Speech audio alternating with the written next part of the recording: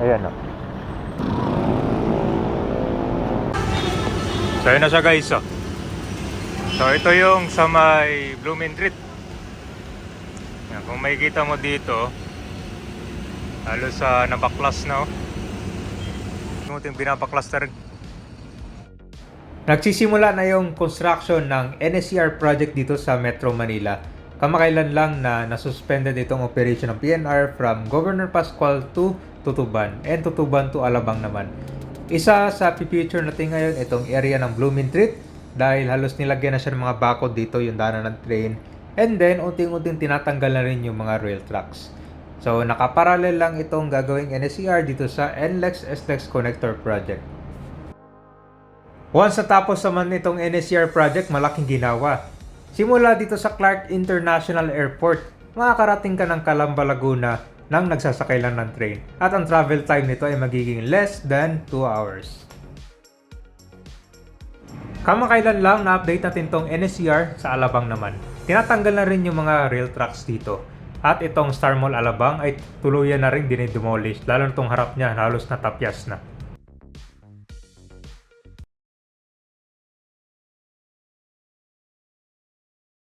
Nandito na tayo sa Antipolo Street. Sa itaas naman kabayan, ito po yung NLEX-SLEX connector. At ngayong araw, mag-update tayo dito ng NSCR PNR project naman. Tara, diretso muna tayo sa may Abad Santos Avenue. So kung may kita mo dito, halos nakabakod na para sa NSCR project. Ayan siya, nakabakod na dito. Sisimula na rin sila. Mga ako na dito, mga heavy equipments na. Okay, tara, punta tayo doon malapit sa Blooming Treat. Dahil nababalitaan natin na yung mga rail tracks doon, binaklas na rin siya. Daan tayo dito ng Abad Santos muna.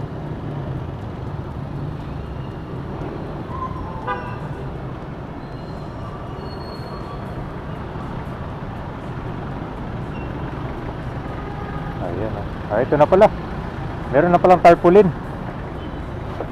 para sa project details. Ayan o.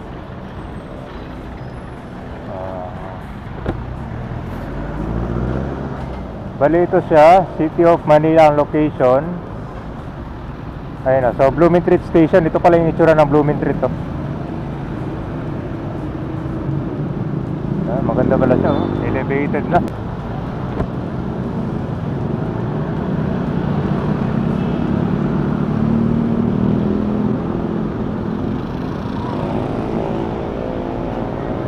So ngayon siya dito, nakasarado na ito sa baba dyan. Approaching na tayo ngayon sa Blooming Treat. So far dito, natanggal na rin yung mga obstructions. Lalo na yung mga dito, mga vendors, saka yung mga konting bahay dyan, na-clear na pala.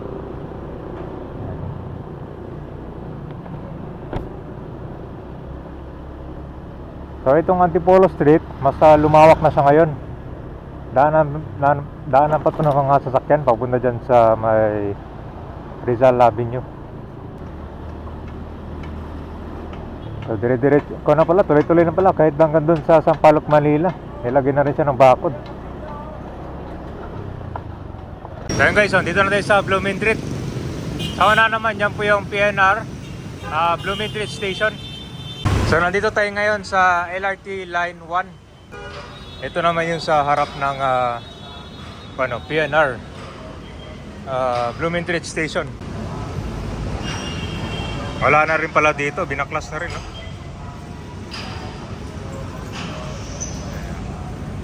Kabila naman, ganyan din.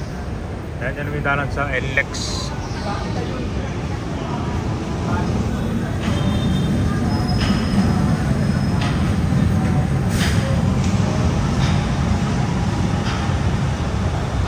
Simulan pala yung pag-alis dito.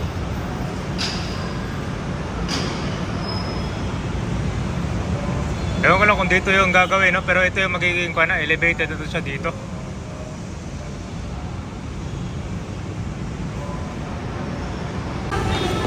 So yun na siya guys. So ito yung sa may Blooming Street. Yan, kung makikita mo dito, halos sa nabaklas na wala na yung mga rail tracks. Tapos halos nakabakod na rin lahat dito.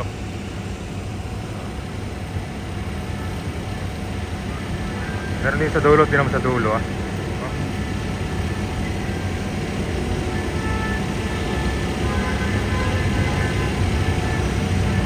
Tapos na-clear na rin pala yung mga nakatira dito dati kasi puno na mga kon dito mga bahay, tapos mga ibang vendor.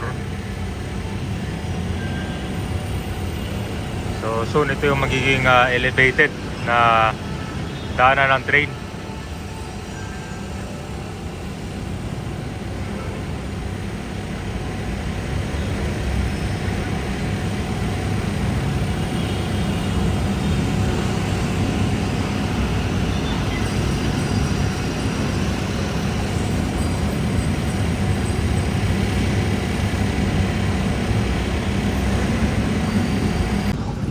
So doon tayo galing kanina sa itaas, yan po yung LRT Blooming Street. Dito naman sa baba yung PNR Blooming Street Station na nagsarado na rin.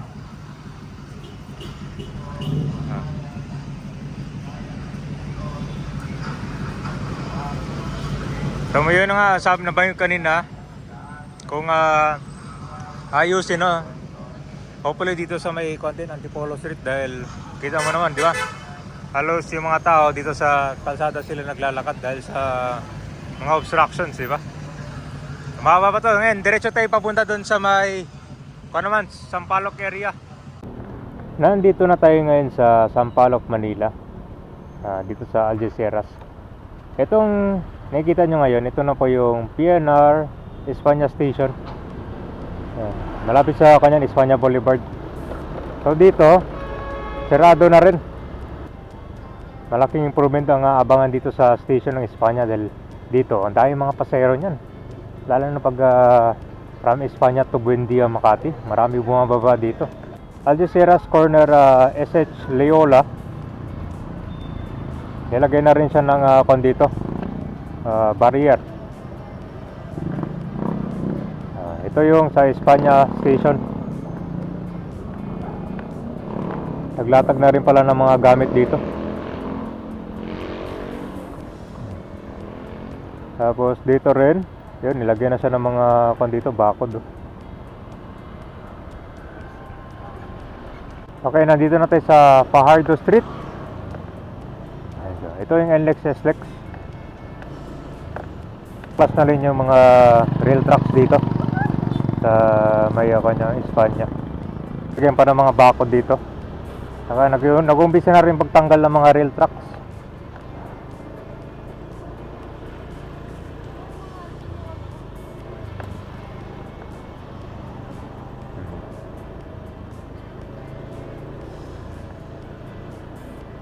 Malaki yung improvement ng abangan natin dito, no? Sa likod naman yan yung mga natapyas na mga building or mga bahay dyan. Laki na pinagbago dito, malawak na. Dati puro damo, puro mga bahay. Tapos dito mga imbakan ng basura lang yan dati. Ito ngayon, magkakaroon ng development na. So far dito malapit sa may Sampaloc. Yan, nandito pa yung mga ibang rail tracks. Pero unting-unting binapaklas na rin. Ito na yung sa LRT Blooming Street Station. At may kikita mo dito malapit sa PNR. Halos unting-unting tinatanggal na yung mga rail tracks niya. So from Governor Pascual hanggang dito sa may Tutuban, ito yung mga nagsuspend ng operation. Bale, dito soon na merong mga barrier dyan, dito magkakaroon na ng elevated train yan. Tapos nakita na rin pala natin yung station ng Blooming Street, di ba? Napaka-modern siya tignan. Sa taas naman, ito tuloy-tuloy ang daan ng mga sasakyan. Ito po yung NLEX, SLEX connector.